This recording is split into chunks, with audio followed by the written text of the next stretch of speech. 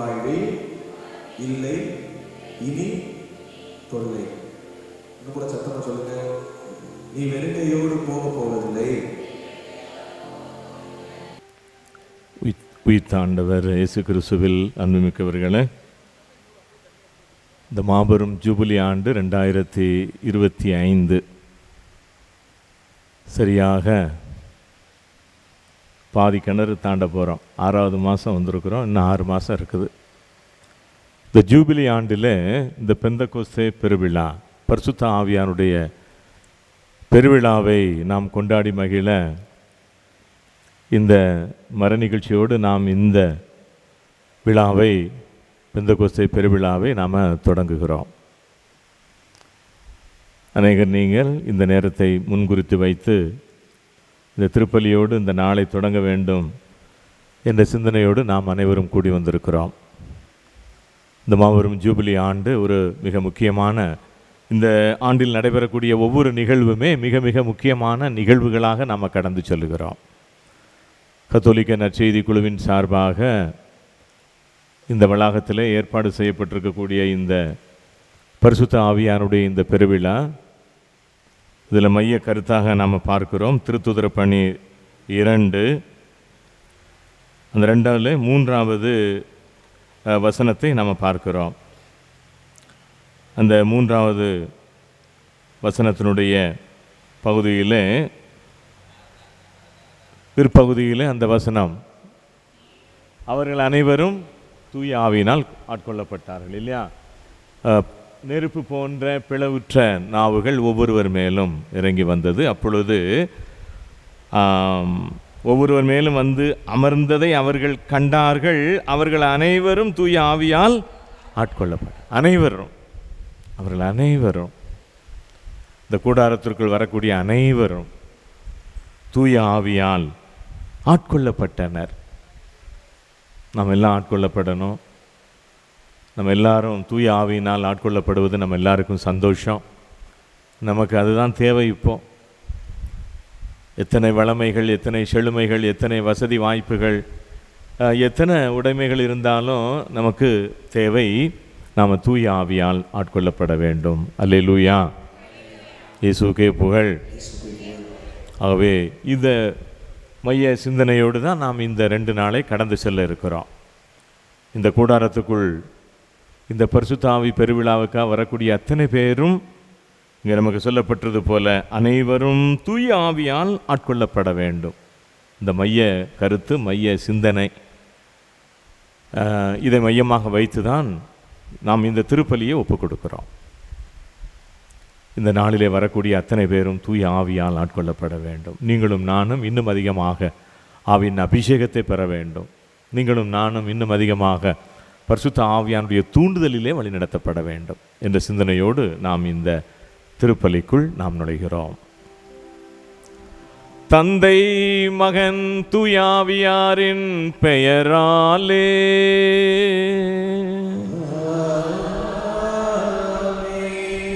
நம் ஆண்டவராகிய இயேசு கிறிஸ்துவின் அருளும் கடவுளின் அன்பும் தூய ஆவியாரின் நட்புறவும் உங்கள் அனைவரோடும் இருப்பதாக.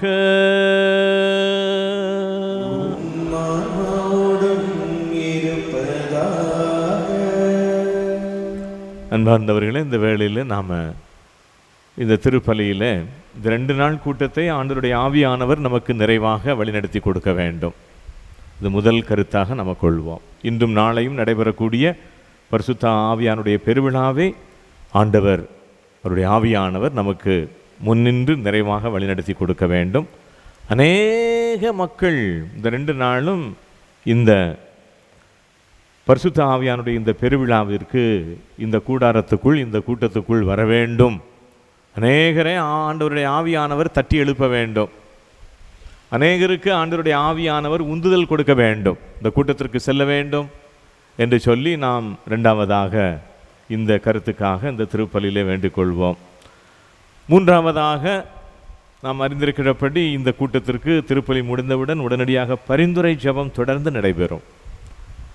இந்த பரிந்துரை ஜெபம் என்பது இந்த 2 நாள் கூட்டத்திற்கு மிக முக்கியமான ஒன்று. இந்த பரிந்துரை ஜெப வீரர்களை ஆண்டவர் ஆசீர்வதிக்க வேண்டும். ஜெப வீராங்கனைகள், பரிந்துரையாளர்கள் அத்தனை பேரையும் ஆண்டவர் ஆசீர்வதிக்க வேண்டும். இந்த பரிந்துரையினால் இந்த பரிசுத்த ஆவியினுடைய கூட்டம் நிறைவாக, எல்லாருக்கும் அர்த்தமுள்ளதாக, மகிழ்வாக, சந்தோஷமாக, சமாதானமாக அமைய வேண்டும் என்ற ஒரு கருத்துக்காக இந்த மறை நிகழ்ச்சியிலே சிறப்பாக வேண்டிக் கொள்வோம். நான்காவதாக, இந்த 2 நாள் கூட்டத்தில் எல்லா காரியங்களையும் ஆண்டவர் நமக்கு வாய்க்கும்படியாய் செய்திருக்கிறார். அருமையான ஒரு கூடாரத்தை ஆண்டவர் நமக்கு கொடுத்திருக்கிறார். இங்கே வேண்டிய எல்லா வசதி வாய்ப்புகள், ஆண்டவருடைய நற்செய்தி அறிவிக்கப்பட எல்லா வசதி வாய்ப்புகளும் கொடுக்கப்பட்டிருக்கிறது. நற்செய்தி வழங்கக்கூடிய அத்தனை பேரையும் ஆண்டவர் நிறைவாக ஆசீர்வதிக்க வேண்டும் என்று சொல்லி இந்த திருப்பலியிலே வேண்டிக் கொள்வோம்.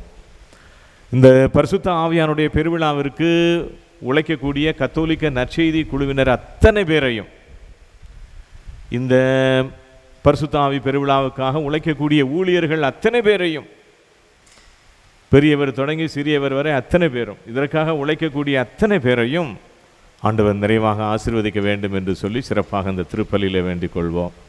கடைசியாக, இந்த கூட்டத்திலே பங்கேற்கக்கூடிய அத்தனை பேரையும் ஆண்டவர் ஆசீர்வதிக்கணும். அதே போல் இந்த கூட்டத்திற்கு நன்கொடை வழங்கக்கூடியவர்கள், ஏதாவது ஒரு வகையிலே நன்கொடை வழங்கக்கூடிய அத்தனை பேரையும் ஆண்டவர் அபரிதமாய் ஆசீர்வதிக்க வேண்டும் என்று சொல்லி இந்த கருத்துக்கள் அனைத்திற்காக இந்த சிறப்பு திருப்பலியிலே நாம் வேண்டி ஒப்பு கொடுக்க முன்வருகிறோம்.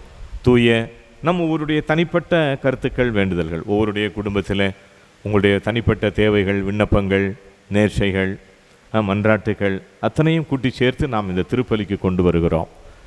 திருப்பலின் அருளை நாம் அனைவரும் பெற்றுக்கொள்ள, தூய மறை நிகழ்வை நாம் கொண்டாட தகுதி பெறும் பொருட்டு பாவங்களை ஏற்றுக்கொள்வோம். மனம் வருந்தி ஆண்டவரிடம் மன்னிப்பு வேண்டுவோம். எல்லாம் வல்ல இறைவனிடமும் சிந்தனையாலும் சொல்லாலும் செயலாலும் கடமையில் தவிர என் பாவமே ஆகையால் எப்போதும் கன்னியான வானதூதர் புனிதர் அனைவரே, சகோதர சகோதரிகளை, உங்களை நம் இறைவனாகிய எனக்காக எல்லாம் வல்ல இறைவன் நம்மை இரக்கம் வைத்து பாவங்களை மன்னித்து நம்ம நிலை வாழ்வுக்கு அழைத்து செல்வாராக.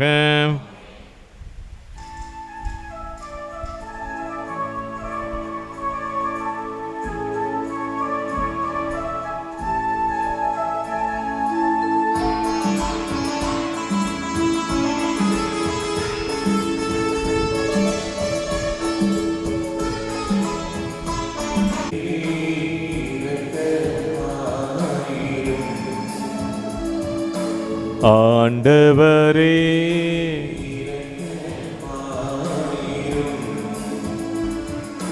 கிறிஸ்துவே,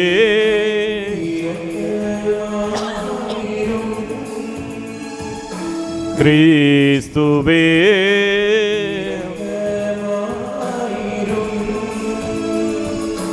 ஆண்டவரே இரக்கமாயிரும். ஆண்டவரே இரக்கமாயிரும்.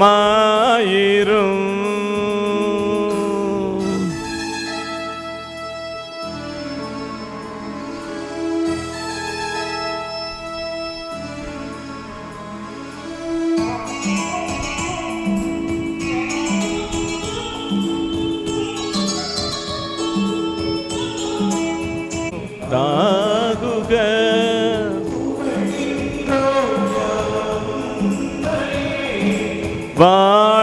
வாழ்த்துகின்றோம் இறைவனே,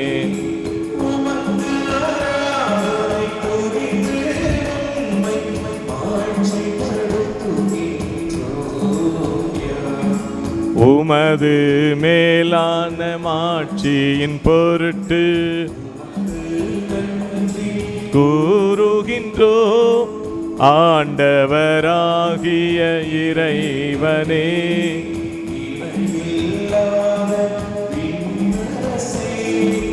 ஆற்றல் அனைத்தும் வல்ல தந்தை இறைவனே,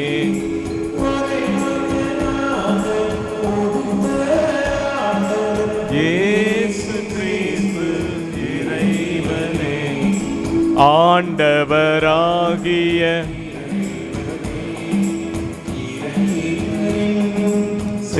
மரிய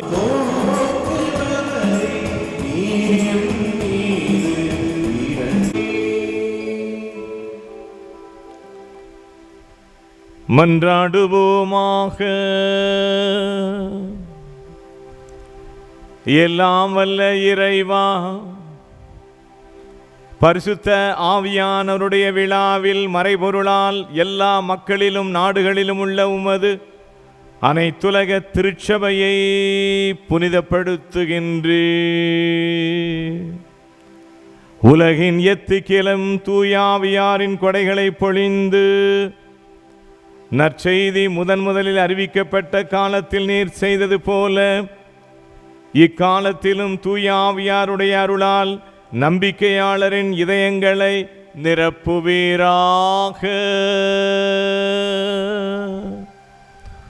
உம்மோடு தூயாவியாரின் ஒன்றிப்பில் இறைவனாய் என்றென்றும் வாழ்ந்து ஆட்சி செய்கின்ற எங்கள் ஆண்டவரும் திருமகனுமாகிய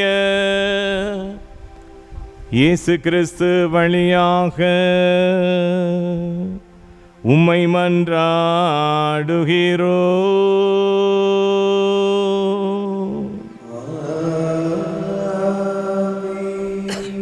முதல் வாசகம். பவுல் ரோமேல் தங்கி இறையாட்சி குறித்து பறைசாற்றி வந்தார். திருத்தூதர் பணிகள் நூலிருந்து வாசகம். அதிகாரம் 28, திருவசனங்கள் 14 முதல் 20 வரை மற்றும் 30, 31. ரோமையில் தனி வீட்டில் தங்கியிருந்த பவுல் அனுமதி பெற்றுக்கொண்டார். ஆனால் படைவீரர் ஒருவர் அவரை காவல் காத்து வந்தார். 3 நாட்களுக்கு பின் பவுல் யூத முதன்மை குடிமக்களை தம்மிடம் வரவழைத்தார். அவர்கள் வந்து கூடிய பின் அவர்களை நோக்கி, சகோதரரை, நான் உம்முடைய மக்களுக்கு எதிராகவோ மூதாதையரின் மரபுகளுக்கு எதிராகவோ எதுவும் செய்யவில்லை. எனினும் எருசலேமில் நான் கைது செய்யப்பட்டு ரோமையரின் ஒப்படைக்கப்பட்டேன். அவர்கள் என்னை விசாரித்த போது மரண தண்டனைக்குரிய குற்றம் எதுவும் என்னிடத்தில் காணாததால் என்னை விடுதலை செய்ய விரும்பினார்கள். யூதர்கள் அதனை எதிர்த்து பேசியபோது நான் சீசரே என்னை விசாரிக்க வேண்டும் என்று கேட்க வேண்டிய கட்டாயத்துக்குள்ளானேன். ஆனால் என் இனத்தவருக்கு எதிராக குற்றம் சாட்டு ஏதும் என்னிடம் இல்லை. இதனால் தான் நான் உங்களை கண்டு பேசுவதற்கு அழைத்தேன். இஸ்ரேல் மக்கள் கொண்டிருக்கும் நம்பிக்கையின் பொருட்டு நான் விலங்கிடப்பட்டுள்ளேன் என்றார். பவுல் 2 ஆண்டுகள் முழுவதும் தம் வாடகைக்கு எடுத்த வீட்டில் தங்கியிருந்தார். தம்மிடம் வந்த அனைவரையும் வரவேற்று இறையாட்சியை குறித்து பறைசாற்றி வந்தார். ஆண்டவர் இயேசு கிறிஸ்துவை பற்றிய முழு துணிவோடு தடை ஏதுமின்றி கற்பித்து கொண்டிருந்தார். இது ஆண்டவர் வழங்கும் அருள் வாக்கு.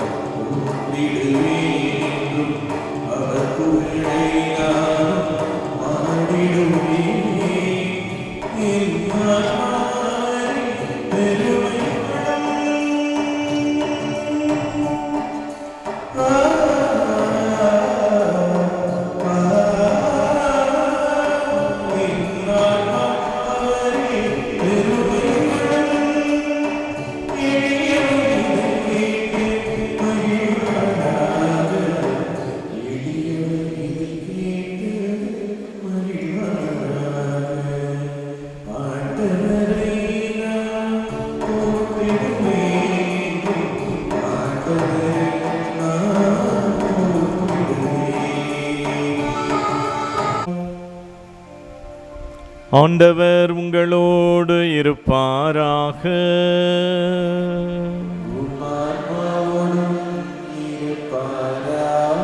யோவான் எழுதிய நற்செய்தியிலிருந்து வாசகம்.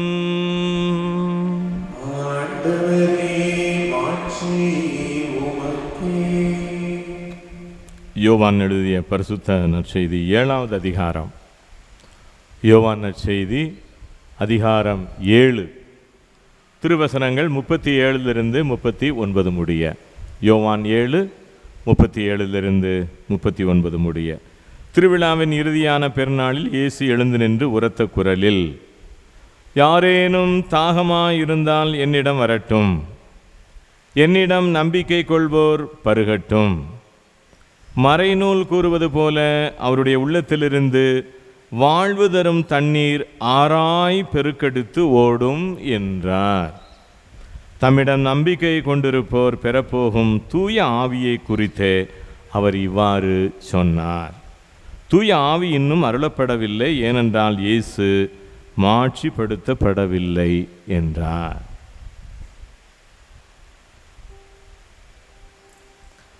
ஆண்டவரின்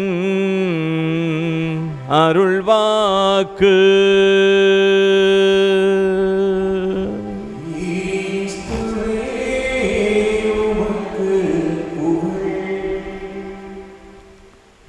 ஆண்டவர் இயேசு கிறிஸ்துவில்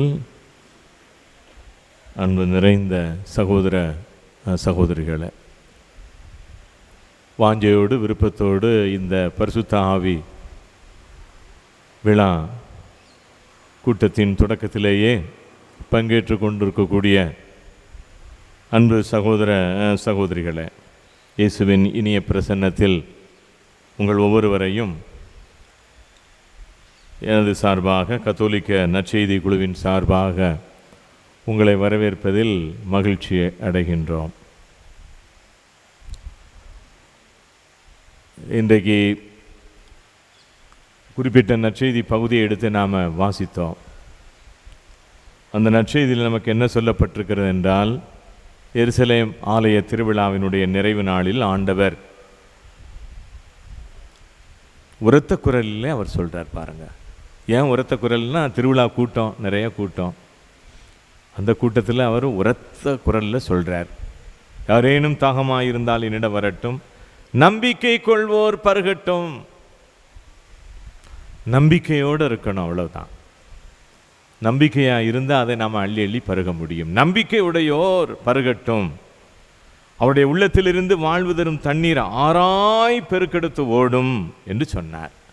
இல்லை, மீண்டுமா ஆண்டவரில் சொல்லக்கூடிய ஒரு கருத்து, தம்மிடம் நம்பிக்கை கொண்டிருப்போர் பெறப்போகும் தூய ஆவியை குறித்தே இவ்வாறு சொன்னார். பிரைஸ் தி லார்ட், ஹல்லேலூயா. இந்த நற்செய்தி பகுதியில் ஆண்டவர் என்ன சொல்கிறார் அப்படின்னா, தம்மிடம் நம்பிக்கை கொண்டிருப்போர், அவருக்கு தெரியும் யாரெல்லாம் நம்பிக்கை. இப்போ எல்லாம் நாம் எல்லாருமே நம்பிக்கையோடு தான் அங்கே வந்திருக்கிறோம், விருப்பத்தோடு தான் அங்கே வந்திருக்கிறோம். அவர்கள் பெறப்போகும் தூய ஆவியை குறித்து தான் இவ்வளவு சொல்கிறார். தாகமாக இருப்போர் என்னிடம் வரட்டும், நம்பிக்கை கொள்வோர் அள்ளி பருகட்டும் அப்படின்னு சொல்கிறார். அருமையானவர்களே, இன்று நாம் இதை நினைத்து பார்க்கிறோம். பரிசுத்த ஆவியானுடைய பெருவிழா அப்படின்னு நம்ம பார்க்கும்போது, முதல்ல யாரெல்லாம் பரிசுத்த ஆவியானுடைய வழிநடத்தில் வாழ்ந்து கொண்டிருக்கிறார்களோ அவர்கள்தான் கடவுளுடைய மக்கள். பிரைஸ் தி லார்ட், ஹல்லேலூயா.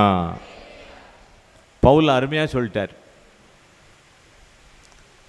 ஒவ்வொருத்தரும் நம்ம சுய விருப்பத்தில் நடக்கலாம், அடுத்தவங்க சொல்லபடி நடக்கலாம், அரசாங்கம் சொல்கிறபடி நடக்கலாம், நம்ம அலுவலகத்தில் என்ன சொல்கிறாங்களோ நடக்கலாம், கணவன் சொல்கிறபடி நடக்கலாம், மனைவி சொல்கிறபடி நடக்கலாம், நண்பன் சொல்கின்றபடி நடக்கலாம், எப்படி இல்லாமோ நடக்கலாம். சில சமயம் அலகை சாத்தான் சொல்கிறபடி கூட நடந்துடலாம். ஆனால் பவுல் திட்டவட்டமாக சொல்லிட்டார், பார்த்தீங்களா, பரிசுத்த ஆவியானுடைய வழிநடத்தலில் யார் யார் வழிநடந்து கொண்டிருக்கிறார்களோ அவங்க தான் கடவுளுடைய மக்கள். முதல்ல நாம் சொல்லுவோம், திருமுழுக்கு பெற்றாலே ஆண்டவருடைய சுவிகார பிள்ளைகள், சுவிகார மக்கள். உண்மைதான், திருமுழுக்கு அது பேரளவில் இருக்குது. ஆனால் அனுபவமாக ப்ராக்டிக்கலாக என்ன அப்படின்னா, நம்ம பரிசுத்த ஆவியினுடைய தூண்டுதலினால் வழிநடத்தப்பட வேண்டும். ஒருத்தர் வந்து இந்த தெளிவாக கண்டுபிடிச்சிடலாம். நாம் பரிசுத்த ஆவியின் தூண்டுதலில் வழி நடந்துட்டு இருக்கோமா, தீய ஆவியினுடைய தூண்டுதலில் வழி நடந்துட்டு இருக்கோமா? கண்டுபிடிக்க முடியுமா, முடியாதா? முடியாதுன்னு சொல்கிறவங்க கையை தூங்க பார்ப்போம். நீங்கள் வாங்க மைக்கில் சொல்லுங்கள் எப்படின்னு நீங்களே சொல்லிடுங்க. ஒரு மனுஷன் பரிசுத்த ஆவியினால் நான் பரிசுத்த ஆவியினால் வழிநடத்தப்படுறேனா இல்லைனா தீய ஆவியினால் வழிநடத்தப்படுறேனா அப்படிங்கிறது எனக்கு நல்லா தெரியும். தெரிஞ்சுக்கிட்டு நான் தெரியாமல் கூட இருக்கலாம். அல்லேலூயா, பிரைஸ் தி லார்ட். தூங்குற மாதிரி நடிச்சுக்கிட்டு இருப்பாங்க பார்த்தீங்களா, எழுப்பவே முடியாது. தூங்குறவொன்னே எழுப்பிடலாம். தூங்குற மாதிரி கண்ணை அப்படியே அரை கண்ணை முத்திக்கிட்டு இருக்கான்னு வச்சுக்கோங்க, நீங்கள் எத்தனை அடி அடித்தாலும் என்ன செய்ய முடியாது, எழுப்பிடவே முடியாது. தூங்குற மாதிரி நடிக்கிறவனை எழுப்ப முடியாது. அதுதான் கதை. தீய வழியில் போய்கிட்டு நான் நன்மையான வழியில் போய்கிட்டு இருக்கோம்னு ஒருத்தன் சொல்லிக்கிட்டு இருந்தாங்கன்னா அவனை யார் திருத்த முடியும்? ஒருத்தருமே திருத்த முடியாது. பரிசுத்த ஆவியானவர் கூட திருத்த முடியாது. பிரைஸ் தி லார்ட், அல்லேலூயா. அப்போ எது உண்மை, எது பொய், எது நல்லது, எது கெட்டது, ரோமையர் 12:2 நல்லா சொல்லிருக்கு நமக்கு இல்லையா? ரோமையர் 12வது அதிகாரம் 2வது வசனத்தில் நமக்கு நல்லா சொல்லப்பட்டிருக்கிறது.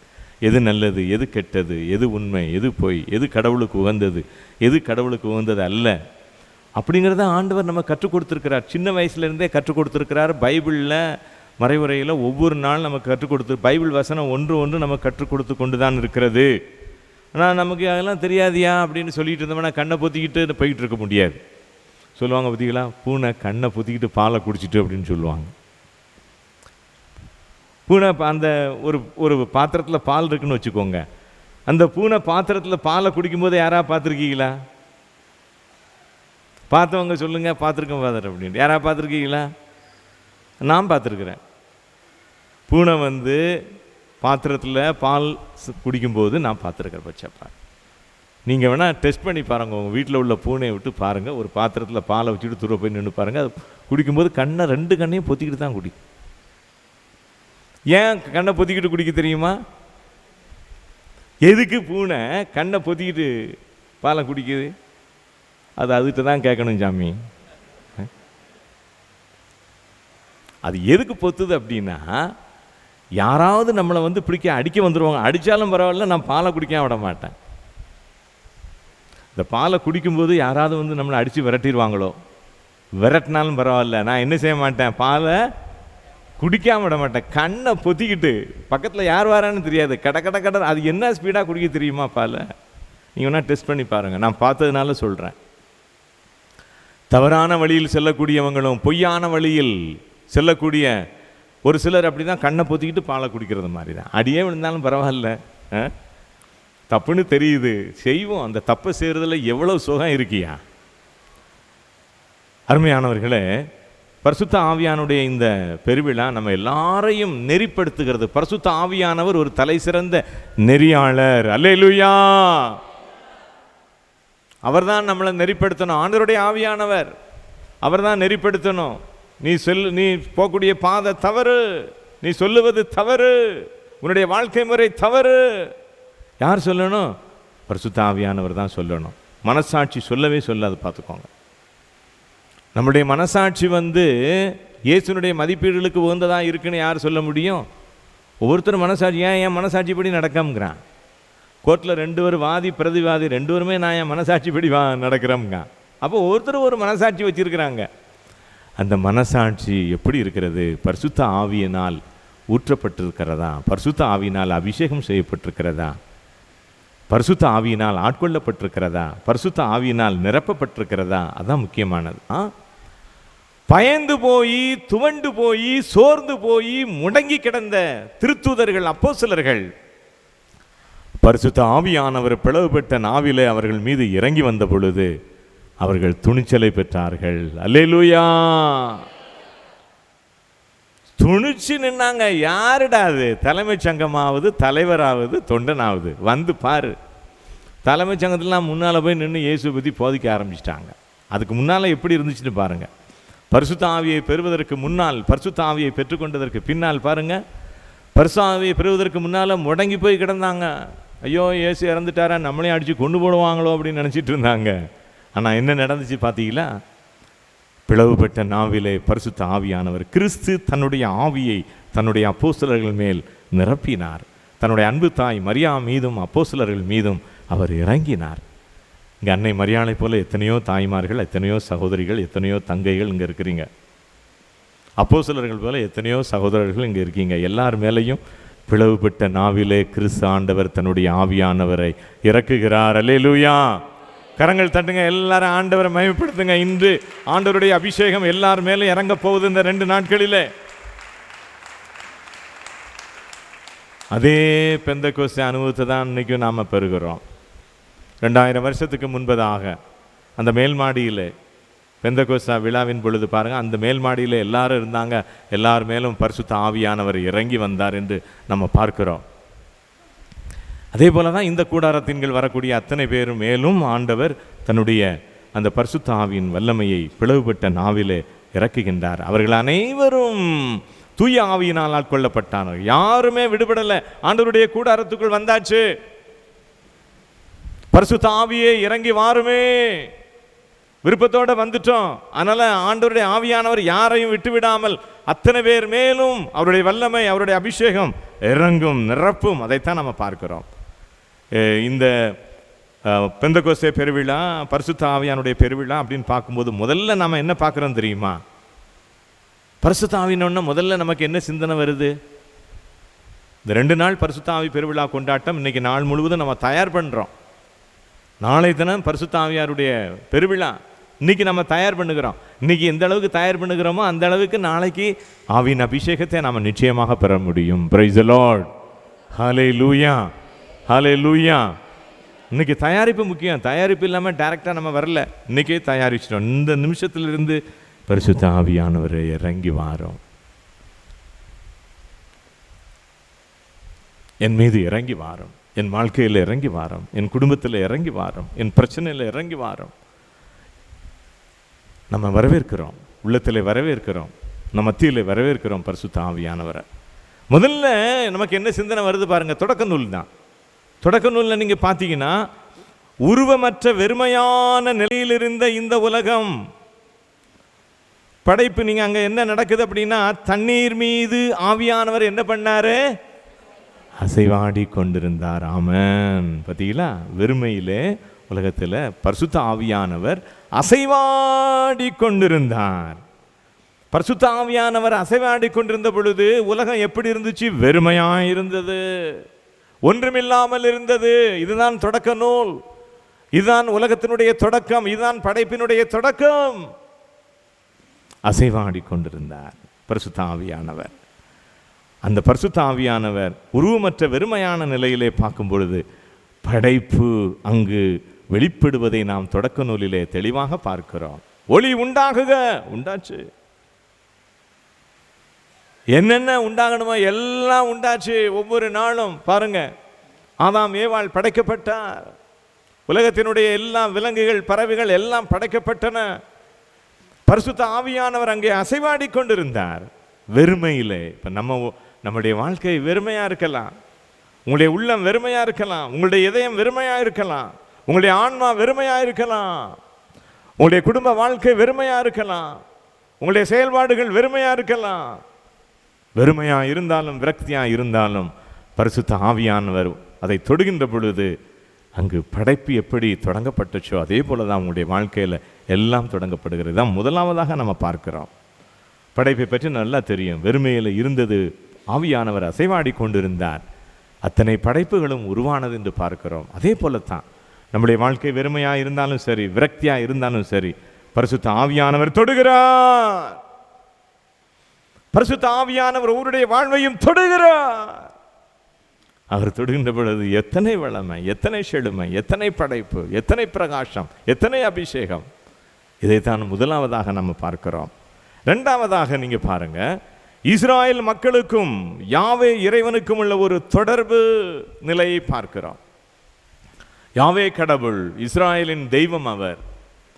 அந்த கடவுளுக்கும் இஸ்ராயேல் மக்களுக்கும் உள்ள ஒரு தொடர்பை பார்க்கிறோம். இஸ்ராயேல் மக்களுக்கு உள்ள ஒட்டுமொத்தமாக, இஸ்ராயேல் என்பது ஒரு ஒட்டுமொத்த இனமாக இறைவனால் தேர்ந்தெடுக்கப்பட்டது எங்கே என்று சொன்னால் சீனாய் மலையிலே தான். ஆகவே தான் நம்ம பாடுறோம், சீனாய் மலையின் நின்று இறங்கி வந்தவரே. பாருங்க, அங்கே தான் 10 கட்டளை கொடுக்கிறார். இஸ்ராயேல் மக்களுக்கு கொடுக்கப்பட்ட முதல் 10 கட்டளை. அப்போ அங்கு நடந்த ஒரு உடன்படிக்கை நடக்குது. சீனாய் மலையிலே உடன்படிக்கை நடக்கிறது. அதான் நீங்கள் என் மக்கள், நான் உங்கள் கடவுள். அல்லேலூயா, அல்லேலூயா, இயேசுவுக்கே நன்றி. இதுதான் அங்கு நடைபெற்ற ஒரு உடன்படிக்கையாக பார்க்கிறோம். நீங்கள் என் மக்கள், நான் உங்கள் கடவுள் என்ற ஒரு உடன்படிக்கையை பார்க்கிறோம்.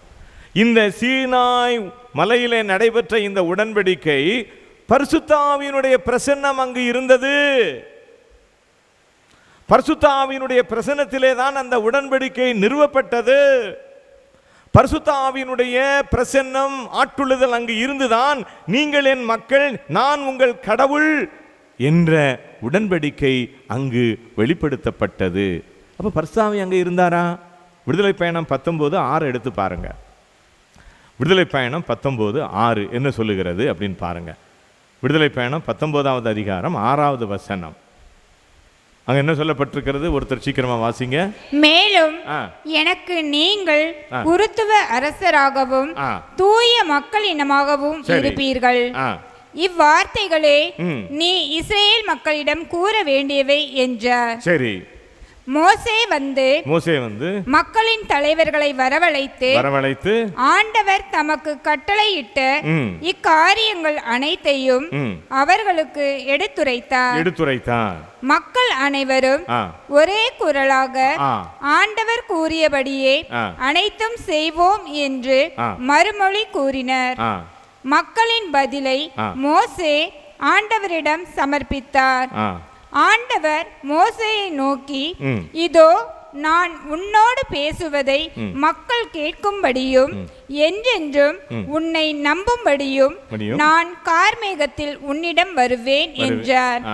மோசேயும் மக்களின் வார்த்தைகளை ஆண்டவருக்கு அறிவித்தார். ஆண்டவர் மோசேயை நோக்கி, நீ மக்களிடம் போய் அவர்களை இன்றும் நாளையும் தூய்மைப்படுத்து, அவர்கள் தம் துணிகளை துவைத்துக் கொள்ளட்டும், இவ்வாறு 3ஆம் நாளுக்காக தயாராகட்டும். ஏனெனில் 3ஆம் நாள் மக்கள் அனைவருக்கும் முன்பாக ஆண்டவர் சீனாய் மலை மேல் இறங்கி வருவார். மலையை சுற்றிலும் மக்களுக்கான எல்லைகளை தீர்மானித்துக் கொடு. உங்களில் எவரும் மலை மேல் ஏறாதபடியும் அதன் அடிவாரத்தை கூட தொடாதபடியும் எச்சரிக்கையாயிருங்கள். மலையை தொடுபவர் யாரானாலும் கொல்லப்படுவது உறுதி. அத்தகையவரை யாரும் கையால் தொடாமல் கல்லால் எறிந்தோ அம்பால் எய்தோ கொள்ள வேண்டும்.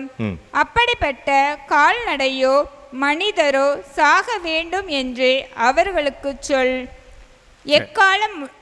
சரி. இப்போ இதில் நீங்கள் தொடர்ச்சியாக என்ன பார்க்குறீங்கன்னா, அங்கு மழை பெய்தது. அதில் நீங்கள் கடைசியாக நீங்கள் என்ன பார்க்குறீங்க அப்படின்னா, அங்கு அந்த மலைக்கு முன்னால் பேர் இடி முழங்கியது. அந்த பேர் இடி முழங்கியது அப்படின்னு போது 18வது வசனத்தில் நீங்கள் பார்த்தீங்கன்னா ஆண்டவர் நெருப்பாக இறங்கி வந்தார். அதே 19-18 கிட்ட நீங்க பாத்தீங்கன்னா ஆண்டவர் எப்படி இறங்கி வர்றாரு? நெருப்பாக இறங்கி வருகிறார்.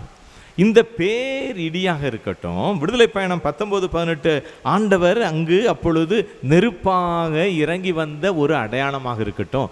இதெல்லாம் எதற்கு அடையாளம்? நெருப்பு எதற்கு அடையாளமாக இருக்கிறது? பரிசுத்த ஆவியானவருக்கு அடையாளமாக இருக்கிறது. நெருப்பு பரிசுத்த ஆவியானவருக்கு அடையாளமாக இருக்கிறது தான் பார்க்குறோம். மழை பெய்கிறது, பேரிடி அங்கு இருக்கிறது. அதே வேளையில் ஆண்டவர் அங்கு நெருப்பாக இறங்கி வந்தார். ஆண்டவருடைய ஆவியானவர் நெருப்பாக வர்றார். அப்போ இந்த உடன்படிக்கை நடைபெறுகின்ற பொழுது பரிசுத்த ஆவியானவர் அங்கே இருக்கிறார். ஏன்னா ஆண்டவர் அங்கு நெருப்பாக இறங்கி வருகிறார் என்பதைத்தான் அங்கே பார்க்கிறோம். அருமையானவர்களே, இதே போல நீங்க பார்த்தீங்கன்னா இன்னொரு காரியத்தையும் பார்க்கிறோம். இஸ்ராயேல் மக்கள் பார்த்தீங்கன்னா அவங்க நாடு கடத்தப்பட்டார்கள். இஸ்ராயேல் மக்கள் அவர்கள் போர்களினால் நிறைய பேர் மாண்டும் போனார்கள். இஸ்ராயேல் மக்கள் அடிமைத்தனத்தில் இருந்தார்கள், எகிப்தின் அடிமைத்தனத்தில் இருந்தார்கள். இப்படி இருந்த அந்த இஸ்ராயேல் மக்களை இறைவன் தன்னுடைய பரிசுத்த ஆவியை பொழிந்து அந்த இனத்திற்கு புதிய ஆற்றலை கொடுக்கிறார், புதிய வல்லமையை கொடுக்கிறார். எசேக்கியேல் ஆகமம் 37வது அதிகாரம் முழுவதும் நீங்கள் படிக்கலாம். அங்கு நமக்கு சொல்லப்பட்டிருக்கிறது, எசேக்கியேல் 37, உங்களுக்குள் புதிய இதயம் புதிய ஆவியை நான் புகுத்துவேன்னு ஆண்டவர் சொன்னார். 37வது அதிகாரத்தை பார்த்தீங்கன்னா, அப்படி சீரழிந்து போன, குறைந்து போன, உறைந்து போன, அழிந்து போன அந்த இஸ்ராயேல் இனத்தை ஆண்டவர் பரிசுத்த ஆவியினால் ஊற்றி அவர்களுக்கு புதிய ஆற்றலையும் புதிய வல்லமையும் கொடுப்பதை நாம் எசேக்கியேல் 37வது அதிகாரம் முழுவதுமாகவே நாம் பார்க்க முடிகிறது. பிரியமானவர்களே, இப்படிப்பட்ட ஒரு நிலையில தான் நம்ம பார்க்கிறோம். ஒட்டுமொத்தமாக நீங்கள் பாருங்கள், இஸ்ராயேல் மக்கள் அவங்க எப்படி இருந்தாங்கன்னா கோழைகளாக இருந்தார்கள். இயேசுவினால் தேர்ந்தெடுக்கப்பட்ட திருத்தூதர்கள் அப்போஸ்தலர்கள் கோழைகளாக இருந்தார்கள், பயந்து போய் இருந்தார்கள்.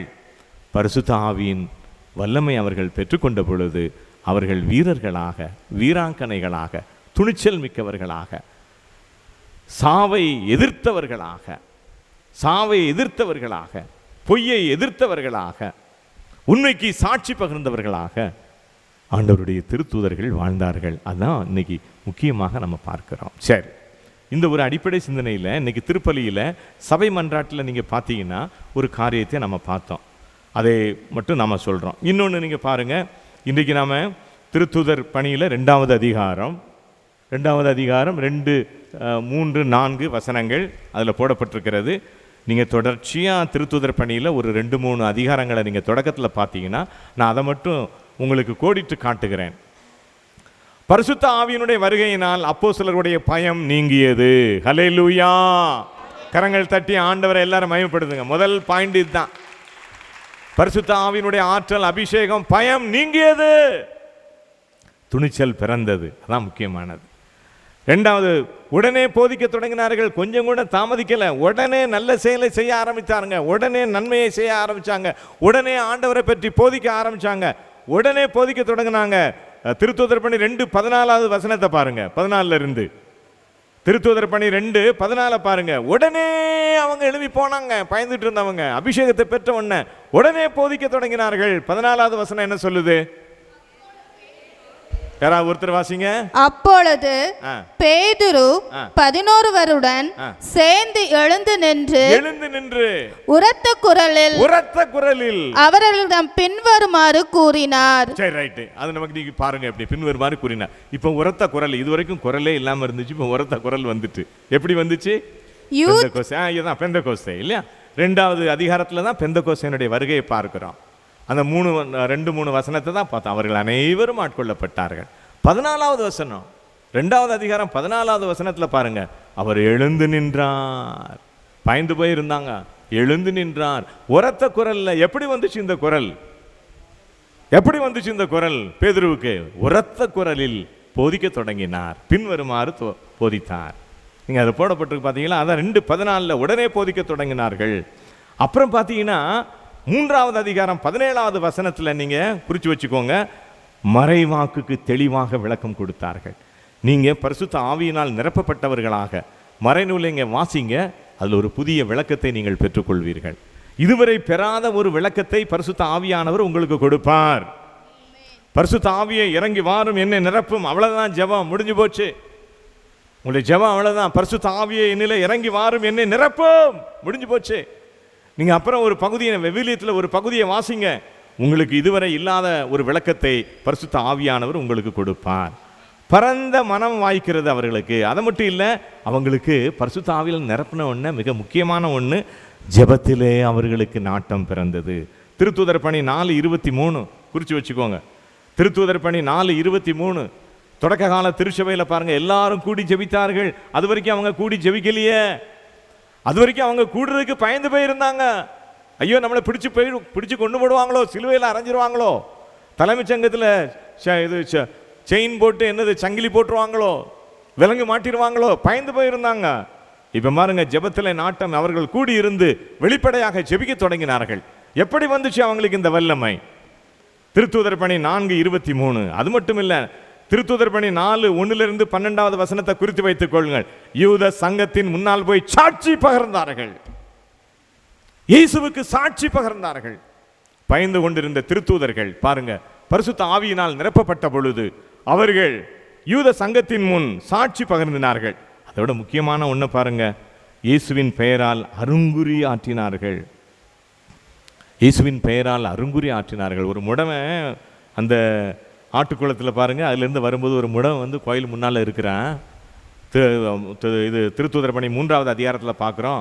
இவங்க பேதுரும் யோவான் வந்துகிட்டு இருக்கும்போது, ஐயா ஏதாவது கிடைக்குமா? அவங்க சொல்கிறாங்க, உன்கிட்ட கொடுக்கறதுக்கு ஒன்றும் இல்லைப்பா, எங்கிட்ட இருக்க கொடுக்குறோம், எங்கிட்ட இயேசு இருக்கிறார், இயேசுவை உனக்கு கொடுக்குறேன், எழுந்து நட. அவன் எழுந்து நடந்தான். பார்த்தீங்களா? அவன் சாப்பிட்றதுக்கு ஒன்றும் கொடுக்கல, என்கிட்ட இருக்கதை கொடுக்குறேன். இதுவரைக்கும் அந்த இயேசு எங்கே போனார்? திருத்தூதர்கள் அப்போஸ்தலரிடம் இதுவரை அந்த இயேசு எங்கே போனார்? பரிசுத்த ஆவியால் நிரம்பிய பொழுது எங்களிடம் இயேசு இருக்கிறார், அந்த இயேசுவை உங்களுக்கு கொடுக்கிறோம், இயேசுவை பெற்றுக்கொள்.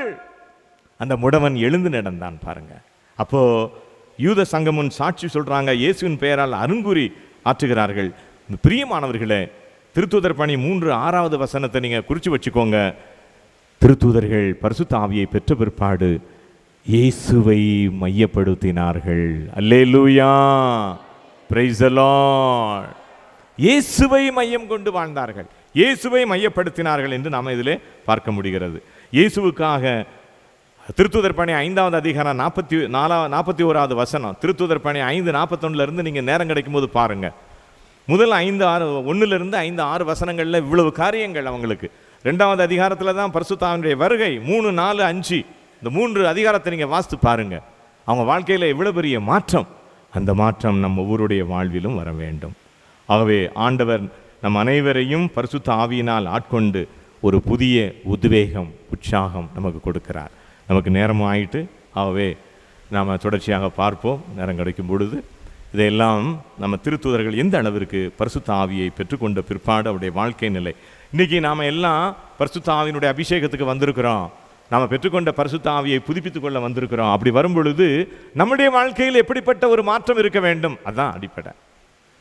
திருத்தூதருடைய வாழ்க்கையில் இவ்வளவு மாற்றம் இருக்கிறது, ஆண்டவரே என்னுடைய வாழ்க்கையில் ஏன் இந்த மாற்றம் இல்லை? எனக்கு இந்த மாற்றத்தை தாரும். பரிசுத்த ஆவியை இறங்கி வாரும், என்னை மாற்றும், என்னை உருவாக்கும், என்னை பயன்படுத்தும், என்னை பண்படுத்தும், என்னை நெருப்படுத்தும் என்று சொல்லி அவருடைய கரத்திலே நம்மை ஒப்புக் கொடுக்கிறோம். ஆண்டவருடைய ஆவியானவர் நம் அனைவரையும் நிறைவாக ஆசீர்வதித்து வல்லமையாய் காத்துக்கொள்வாராக. திருப்பலியை தொடருவோம். காணிக்கை பாடலோடு திருப்பலியை தொடருவோம்.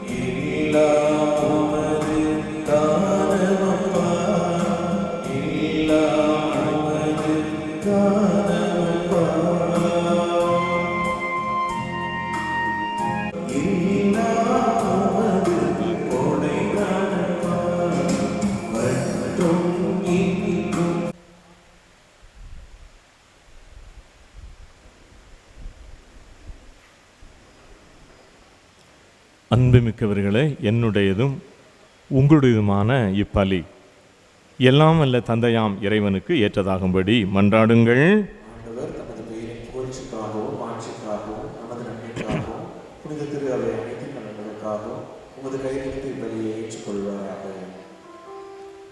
எல்லாம் அல்ல இறைவாவும் திருமகனுடைய வாக்குறுதிக்கு ஏற்ப தூய ஆவியாரி பலியின் மறை உண்மைகளை எங்களுக்கு தெளிவாய் வெளிப்படுத்த வேண்டுகிறோம். இவ்வாறு அவரே எங்களை நிறை உண்மையை நோக்கி வழி நடத்துவாராக. எங்கள் ஆண்டவர் கிறிஸ்து வழியாக உம்மை மன்றாடுகிறோ.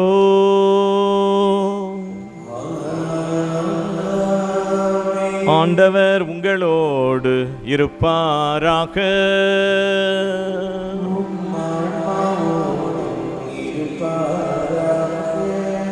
இதயங்களை மேலே எழுப்புங்கள்.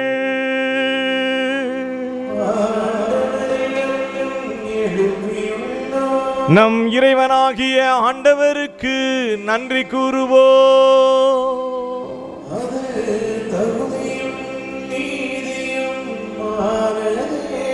ஆண்டவரே, தூயவரான தந்தையே, என்றுமுள்ள எல்லாம் வல்ல இறைவா, எந்நாளும் எவ்விடத்திலும் நாங்கள் உமக்கு நன்றி செலுத்துவது மெய்யாகவே தகுதியும் நீதியுமாகும், எங்கள் கடமையும் மீட்புக்குரிய செயலுமாகும்.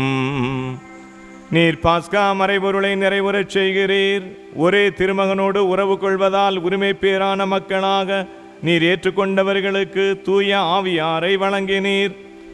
திருச்சபை பிறந்த அந்த நாளிலே அதே ஆவியார் எல்லா மக்களுக்கும் இறையறிவை ஊட்டினார்.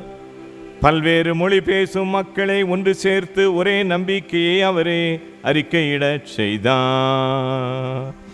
ஆகவே வானதூதர் அணிகளோடு ஒன்றிணைந்து உம்மை போற்றி புகழ்ந்து முடிவின்றி பாடுவதாவது: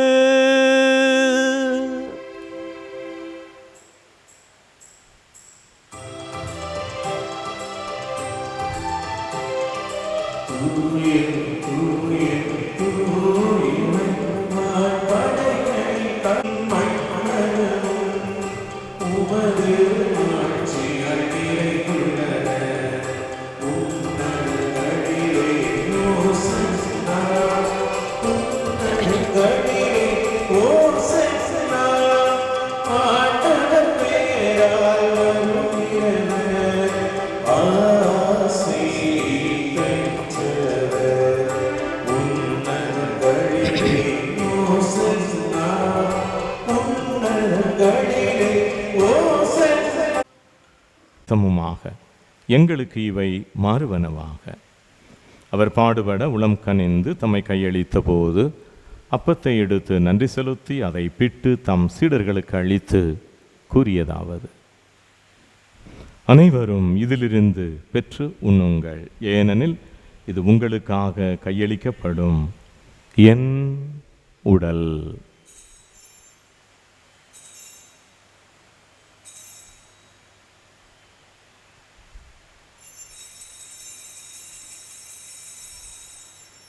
அவ்வண்ணமே இரவு விருந்தை அருந்திய பின் கிண்ணத்தையும் எடுத்து மீண்டும் உமக்கு நன்றி கூறி தம் சீடர்களுக்கு அளித்து அவர் கூறியதாவது: அனைவரும் இதிலிருந்து பெற்று பருகுங்கள், ஏனெனில் இது புதிய நிலையான உடன்படிக்கைக்குரிய என் இரத்தத்தின் கிண்ணம். இது பாவ மன்னிப்புக்கென்று உங்களுக்காகவும் பலருக்காகவும் சிந்தப்படும். இதை என் நினைவாக செய்யுங்கள்.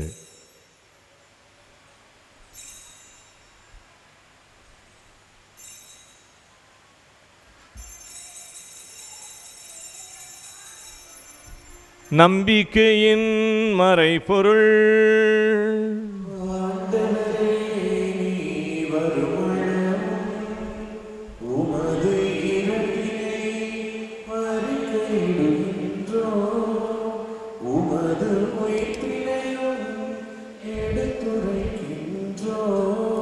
ஆகவே ஆண்டவரே, நாங்கள் கிறிஸ்துவின் இறப்பினையும் உயிர்ப்பினையும் நினைவு கூர்ந்து வாழ்வு தரும் அப்பத்தையும் மீட்பு அளிக்கும் கிண்ணத்தையும் ஒப்புக் கொடுக்கிறோம். உம் திருமுன் நின்று ஊழியம் புரிய தகுந்தவர்களென ஏற்றுக்கொண்டீர், நன்றி கூறுகிறோம். மேலும் கிறிஸ்துவின் உடலிலும் இரத்தத்திலும் பங்கு கொள்ளும் எங்களை தூய ஆவியார் ஒன்று சேர்க்க வேணுமாய் தாழ்மையோடு வேண்டுகிறோம். ஆண்டவரே, உலகெங்கும் பரவியிருக்கும் ஒரு திரு அவையை நினைவு கூர்ந்தருளும். எங்களுடைய திருத்தந்தை 14ஆம் லியோ, எங்கள் ஆயர் அந்தோனிசாமி சவரிமுத்து, எல்லா திருநிலையினராகிய அனைவரோடும் ஒரு திரு அவை அன்பிலே நிறைவு பெறச் செய்திருளும். உயிர்த்தெழும் எதிர்நோக்குடன் தீல் கொள்ளும் எங்கள் சகோதர சகோதரிகளையும் உமக்குள் மரித்த அனைவரையும் இரக்கத்தோடு நினைவு கூர்ந்து உமது திருமுக ஒளியினுள் ஏற்றருளும். எங்கள் அனைவர் மீதும் இரக்கமாயிரும். கடவுளின் கன்னித்தாயான புனித மரியா, அவருடைய கணவரான புனித யோசேப்பு, புனித திருத்தூதர்கள், இவ்வுலகிலே எமக்கு உகந்தவராய் இருந்த புனிதர் அனைவருடனும் நிலைவாழ்வில் பங்கு கொள்ளும் தகுதி பெற்று உம் திருமகன் இயேசு கிறிஸ்து வழியாய் உம்மை புகழ்ந்தேற்றும் வரமருள உம்மை மன்றாடுகிறோம். இவர் வழியாக இவரோடு இவரில் எல்லாம் வல்ல இறைவனாகிய தந்தையே, தூயாவியாரின் ஒன்றிப்பில் எல்லா புகழும் ஆட்சியும் என்றென்றும் உமக்கு உரியதே.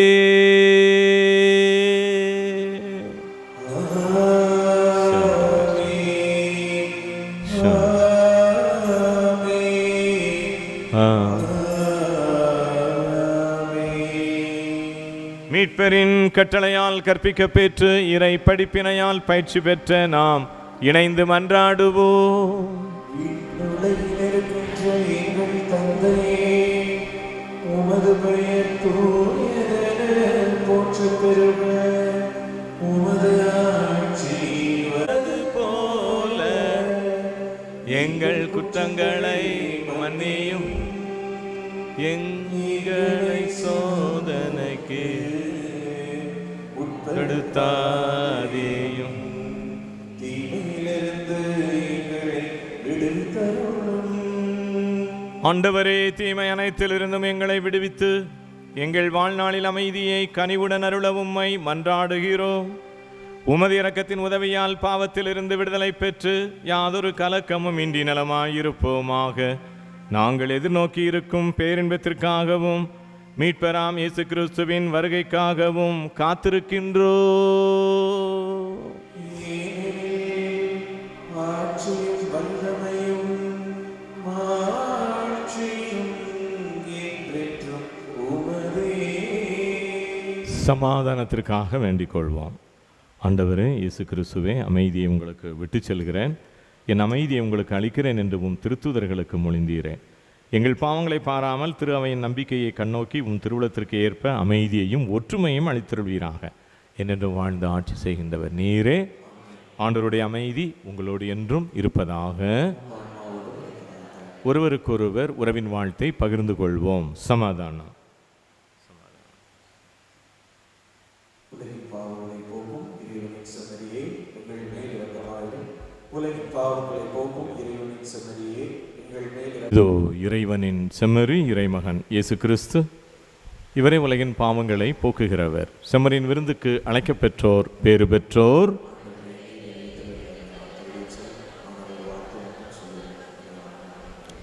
கிறிஸ்துவின் திருவுணவு நம் அனைவருக்கும் நிலைவாழ்வு அளிப்பதாக.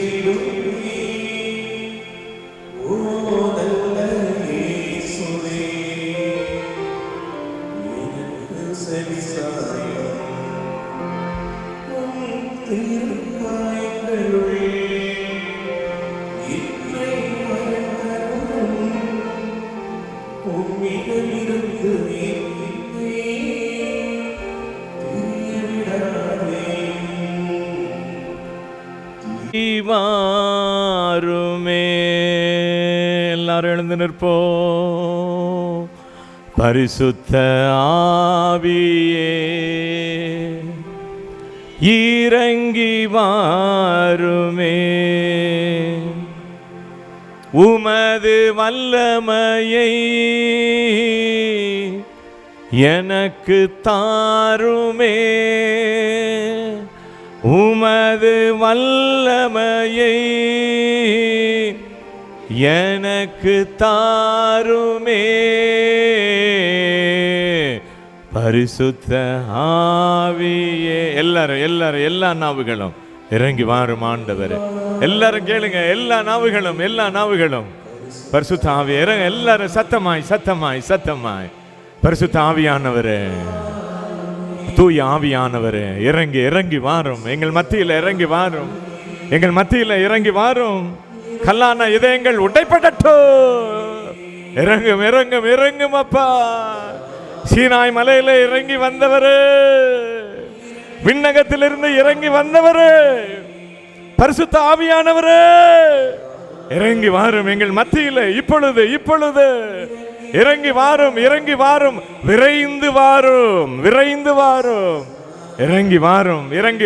இறங்கி வாரும். எங்களை நிரப்போ, என் இதயத்தை நிரப்போ. எல்லாரும் சத்தமாய் இன்னும் சத்தமாய் உரக்க குரலிலே சத்தமாய் குதிப்போம். ஆவியானவரே இறங்கி வாரும், எங்கள் மத்தியில இறங்கி வாரும், இந்த நாளிலே இறங்கி வாரும். வல்லமை அபிஷேகம் இறங்கட்டும். தூய அபிஷேகம் இறங்கட்டும். தெய்வீக அபிஷேகம் இறங்கட்டும். இறங்கி வாங்கப்பா இயேசு. எல்லாரும் கூப்பிடுங்க. ஆண்டவருடைய ஆவியானவர் உங்களை தொடுகிறார். தொடும் நேரம் இது, உங்களை நிரப்பும் நேரம் இது. எல்லாரும் கேளுங்க. வல்லமையான தேவன், வல்லமையான அபிஷேகத்தின் வல்லமை உங்களை ஊற்றுகிறது. அபிஷேகத்தின் வல்லமை உங்களை நிரப்புகிறது. வல்லமை அபிஷேகம். ஆற்றல். துணிச்சலோடு கேளுங்க. என் பயம் நீங்கட்டும் ஆண்டவரே. எல்லா வல்லவர்களும், எல்லா நாவுகளும், பிளவுபட்ட நாவிலே இறங்கி வந்த பரிசுத்த ஆவியானவர், நெருப்பின் வடிவிலே இறங்கி வந்த ஆவியானவர், புறாவின் வடிவிலே இறங்கி வந்த ஆவியானவர் இதோ உங்கள் உச்சம் தலையில இறங்கி வருகிறார். உங்கள் வாழ்க்கையில இறங்கி வருகிறார். உங்களுடைய குடும்பத்திலே இறங்கி வருகிறார். நாள் முழுவதும் நம்மோடு இருக்கிறார். பரிசுத்த ஆவியை இறங்கி வாரும், என்னில் வாரும், என்னை நிரப்பும். வல்லமையை தாரும், அபிஷேகத்தை தாரும், ஆற்றலை தாரும், துணிவை தாரும், அருட்கொடைகளை தாரும், வரங்களை தாரும். இறங்கும் நிரப்பும். பரிசுத்த ஆவியே இறங்கி வாருமே, விரைந்து வாருமே. ஆசீர்வதிங்கப்பா, ஆசீர்வதியும். அபிரகாம், ஈசாக்கு, யாக்கோபின் கடவுளை ஆசீர்வதிப்பீராக. இன்றும் நாளையும் நடைபெறும் இந்த பரிசுத்த ஆவியானுடைய பெருவிழாவை ஆசீர்வதிப்பீராக. முத கரத்தில் ஒப்பு கொடுக்கிறோம் ஐயா. இஸ்ராயலின் தெய்வமே ஆசீர்வதிப்பீராக. மரியாளின் மைந்தனே ஆசீர்வதிப்பீராக. தாவீதின் மகனே ஆசீர்வதிப்பீராக. எங்களை காக்கின்ற தெய்வமே ஆசீர்வதிப்பீராக. வழிநடத்தும் தெய்வமே ஆசீர்வதிப்பீராக. எங்களை நெறிப்படுத்தும் தெய்வமே ஆசீர்வதிப்பீராக. இறங்கும், நிரப்பும், ஆசீர்வதியும் அப்பா பிதாவே ஆசீர்வதிப்பீராக. எங்கள் ஆண்டவரும் இரட்சகருமான இயேசு கிறிஸ்துவின் வழியாகவே உம்மை இறைஞ்சி மன்றாடுகிறோம் எங்கள் நல்ல பிதாவே. ஆமென். ஆண்டவர் உங்களோடு இருப்பாராக.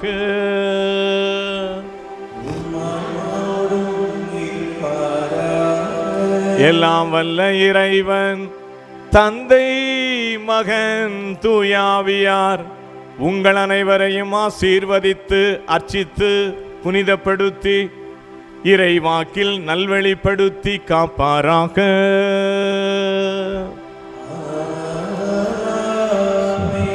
கிறிஸ்துவின் மேலான அன்பிலும் அமைதியிலும் நிறைந்து சென்று வாழுவோம். திருப்பலி நிறைவேறிற்று. இறைவன்